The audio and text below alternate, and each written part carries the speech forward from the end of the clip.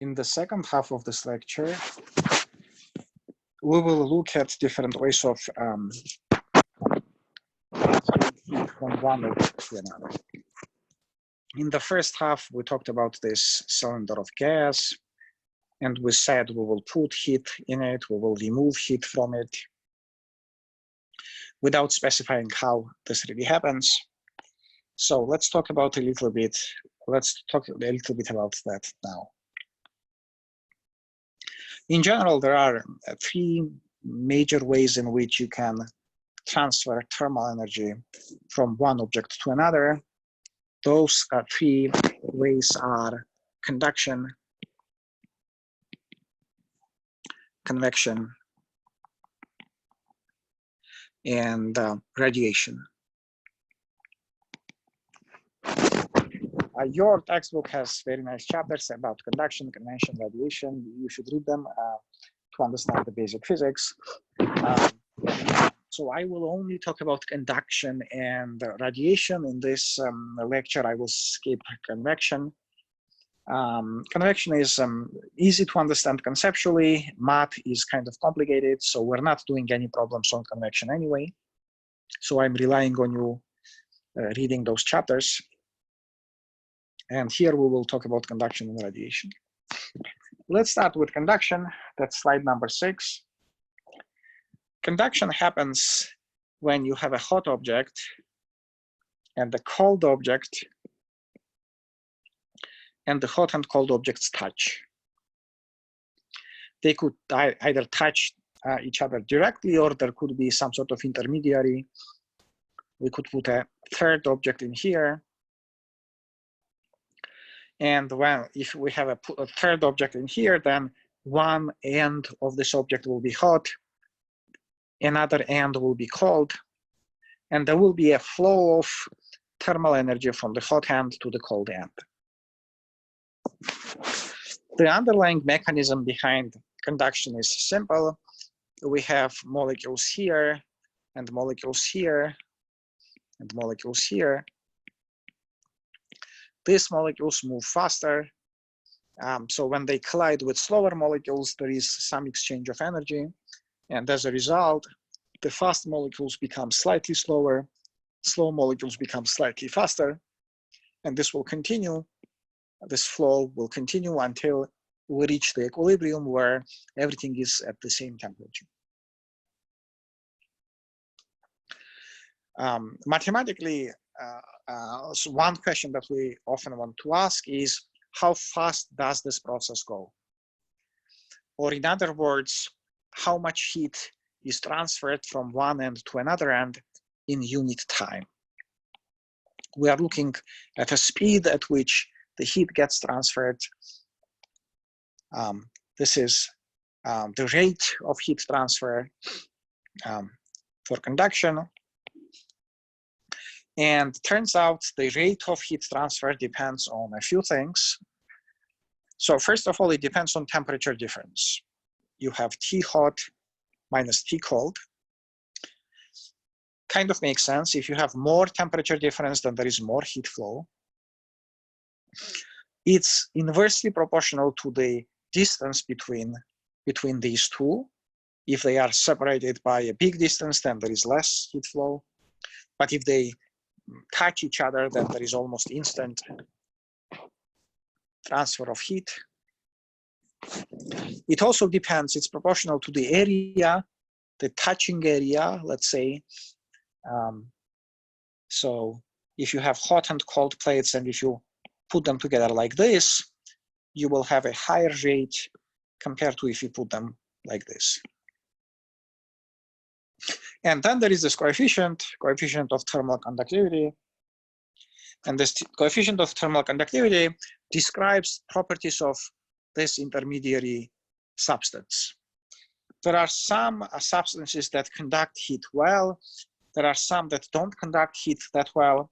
So K is a number that measures how well the heat is conducted.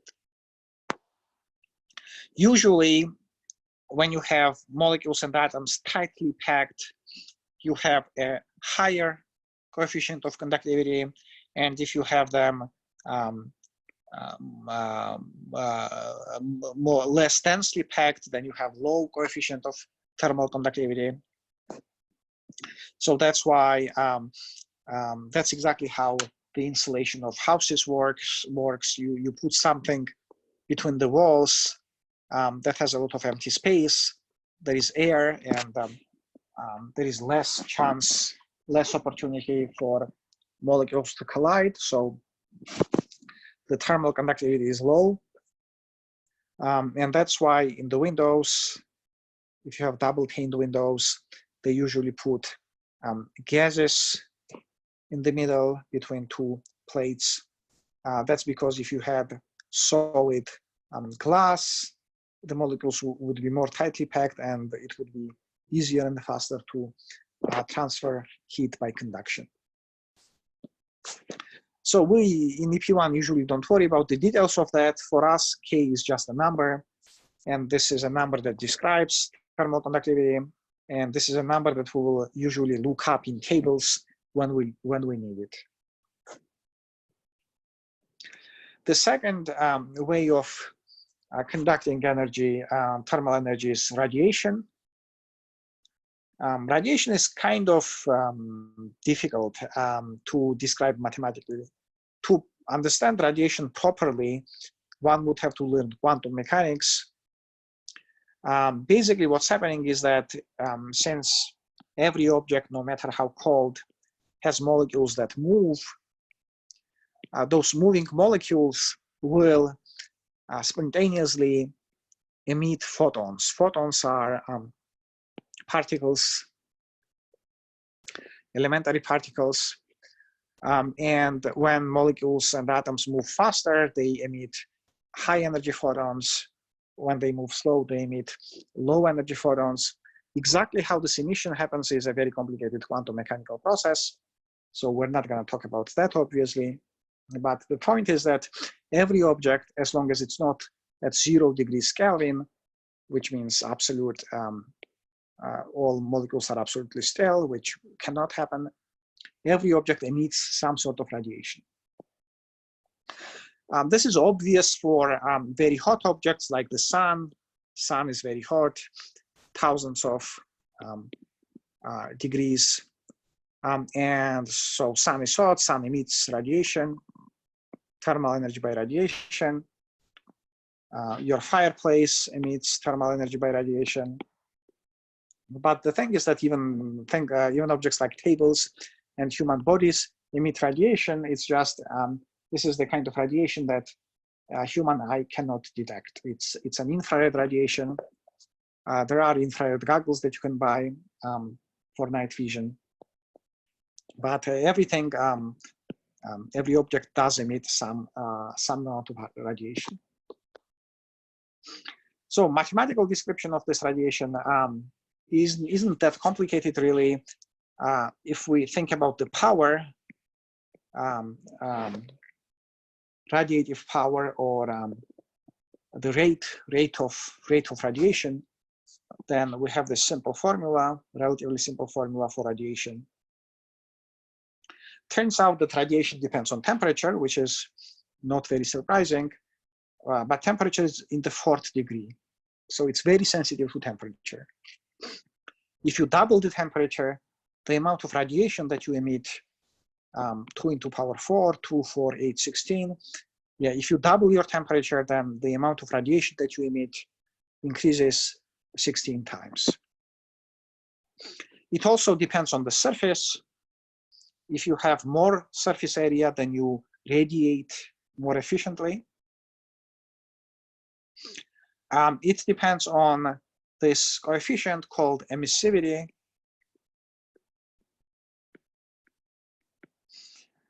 Emissivity is kind of like thermal conductivity. It describes objects and how effective they are at emitting light. Usually, if object is dark,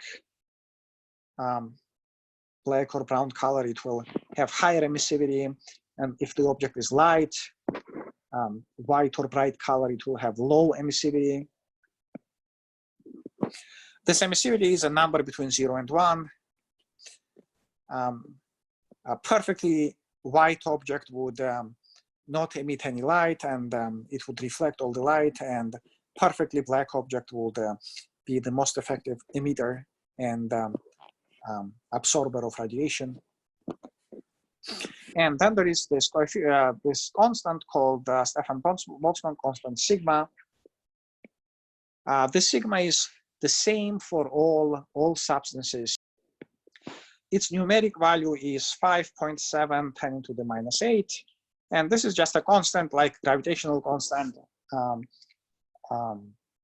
It's universal, and it's the same for all substances.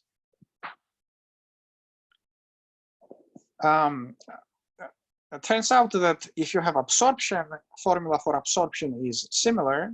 So by absorption, what I mean is that, let's say you have an object, and let's say this object is in subject to radiation. Let's say there are photons flying all over this place because it's in a hot environment. Then this object will be absorbing some radiation, and its energy will go up. And the rate of absorption is described by the similar formula. It's sigma times epsilon times the area times temperature of the environment into power 4.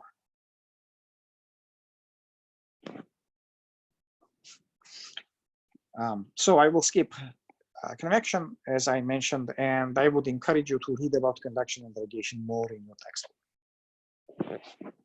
What I will do now is I will solve 3 problems. One is about radiation, one is about convection, and one is about the P versus V graph and the first law of thermodynamics. The first problem is problem 25.1. It's on slide number 8. And in this problem, they tell you that you have some gas.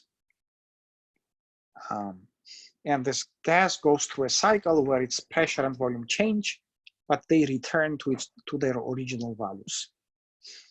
So you have this point A here, this point B here, and point C here. So from A to B, you have constant pressure, but your volume goes up. From B to C, you have constant volume, and your pressure goes up.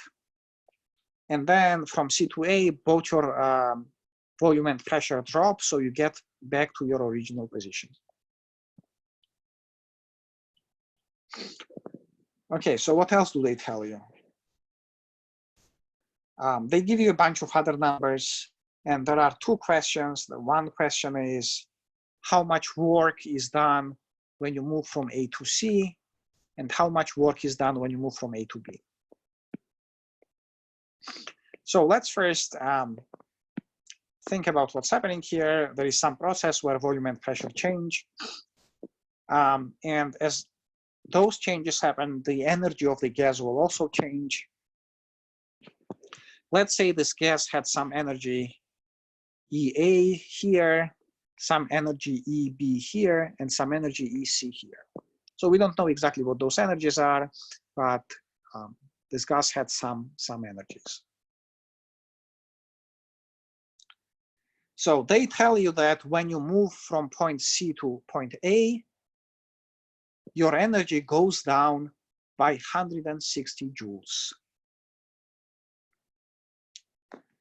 So this means that energy here is 160 joules less than energy here. So energy at A is energy at C minus 160 joules.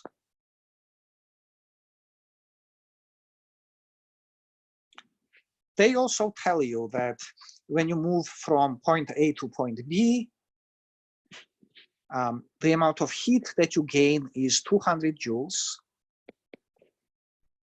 And when you move from B to C, the amount of heat that you gain from outside is 40 joules.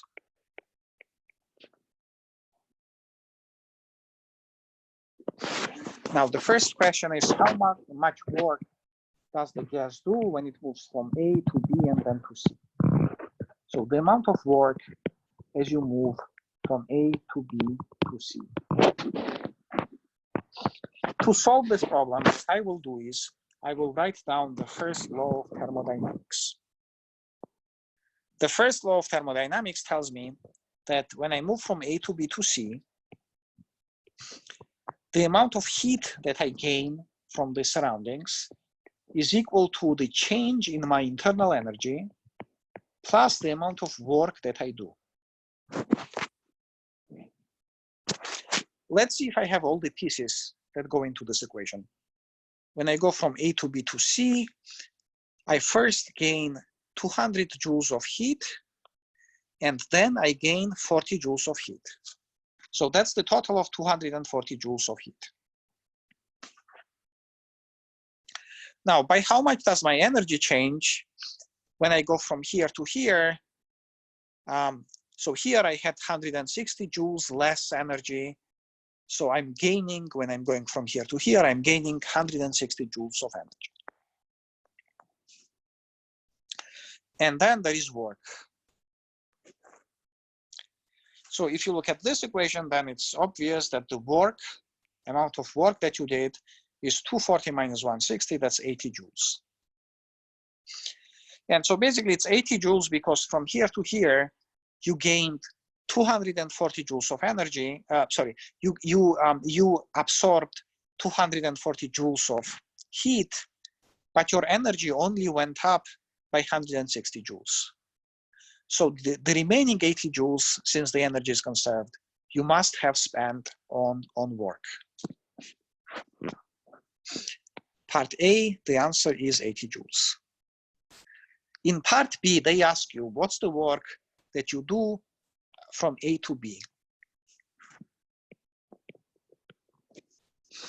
Now, to guess how much work I do from A to B, I don't really need to do complicated math.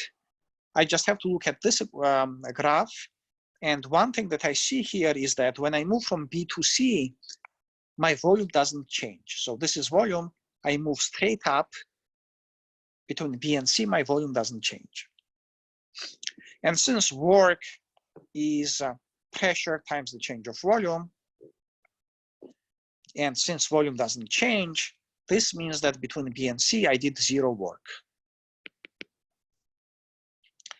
So if I did 0 work from here to here, and if I did 80 joules of work from here to here, this means that all of the work I must have done from A to B.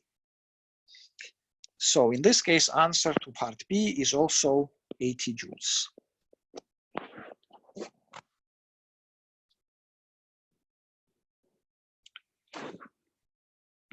Let's move to problem number 9. Problem number 2 on slide 9.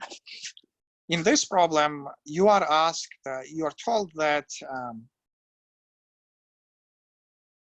you're asked to compute the rate at which body heat is conducted through the clothing,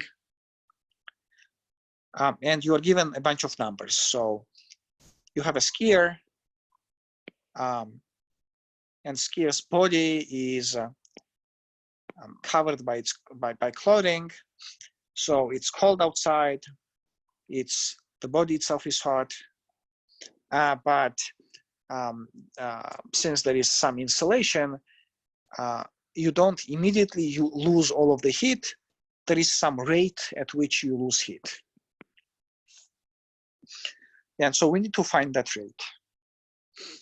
They tell you that the body surface area is approximately 1.8 meters squared. The clothing is 1 centimeter thick. The skin temperature is 33 degrees. And the outer surface of the clothing is at 1 degree, so almost freezing. They also tell you that whatever is in the clothing has the coefficient of thermal conductivity, which is 0.04 watts per meter per Kelvin. So you have to remember how this works. The rate of conductivity is rate of conduction is K times area times difference in temperatures. So in our case, it's 0.04 times 1.8.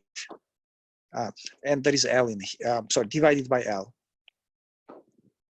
0.04 times 1.8 times, so the difference in temperature is 32 degrees, 32 divided by 1 centimeter, which is 0.01.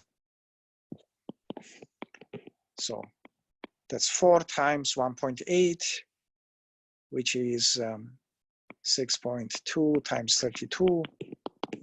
So I'm not going to compute this number, but this is the number of order of 130-ish. So that's how many joules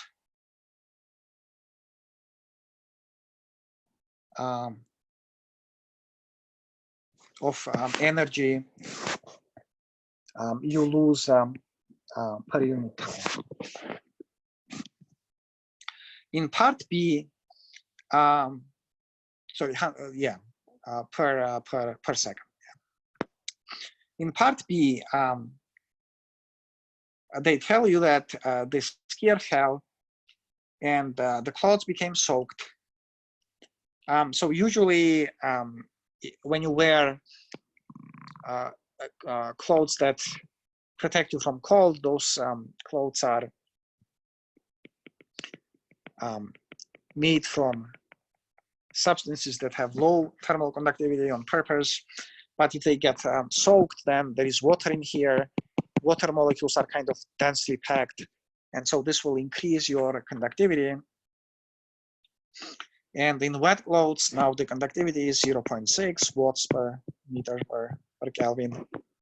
And the question is, how much is the rate of conductivity? By how much is it multiplied? You can repeat exactly the same procedure and get the number and then take the ratio. But you could also, just by looking at this equation, you can guess that if K changes from 0.04 to 0.6, this means that K has increased by 0.6 over 0.04. That's 60 divided by 4, 25 times. So your rate of conductivity would also go up 25 times, which is kind of a huge number. So finally, let's do the last problem, problem 25.3 on the last slide. In this problem, we have a cube. And this cube has the side length of 6, 10 to the -6 meters. So it's a really, really small cube. The emissivity is 0.75.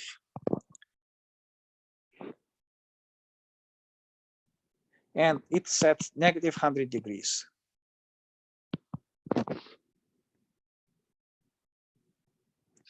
And it is in the environment that's at -150 degrees. So the environment is colder. And since the environment is colder, this will radiate more energy than it will absorb. So there will be a net loss of energy. Let's write down the formula. The formula for the rate of radiation is sigma epsilon area times temperature into power 4. And the rate of, so this is the rate of emission, and the rate of absorption is sigma epsilon A temperature of the environment into power 4. Now, one very important thing about this, this law is that temperature in here must be in kelvins. That's the only way it will work. It cannot be in centigrades, it cannot be in Fahrenheit. So then the radiation rate will be sigma times 0.75 times A times, so let's convert the temperatures. To convert Celsius to Kelvin, you have to add 273 degrees to Celsius. So -100 plus 273, that's -173. sorry, positive 173. Positive 173 into power 4. So this is how much you radiate, and then you absorb this much, sigma epsilon times the area times, now let's convert 150, negative 150 plus 273. That's 123. So 123 into power 4. So sigma is a constant that you can look up. The only leftover piece is the area of absorption and the area of radiation. To find the area, we have to use a little bit of geometry. I have a cube. This cube has 6 sides, and each side has the area of 6 10 to the negative 6 squared. Okay. So this is my area, total area. I radiate and absorb from 6 sides. That's what should go here. And then I'm not going to compute this number because I'm running out of time, but you will get the rate at which this cube, this small cube, loses energy to the environment. Okay, I want to end my lecture here. And I want to emphasize, this is something I think I say at the end of every lecture, that you know, unless you're very good at physics, it's very likely that you will listen to this and then you will look at the homework and you will not be able to figure out immediately how this relates to homework. And to fix this, the only way to fix this is for you to talk to me. And I have 6 hours per week set for that. That's the Zoom help room hours. So if you're doing well and if you don't need help, then you know that's great. But if you do need help, then please join the help room. That's the only way I can help you.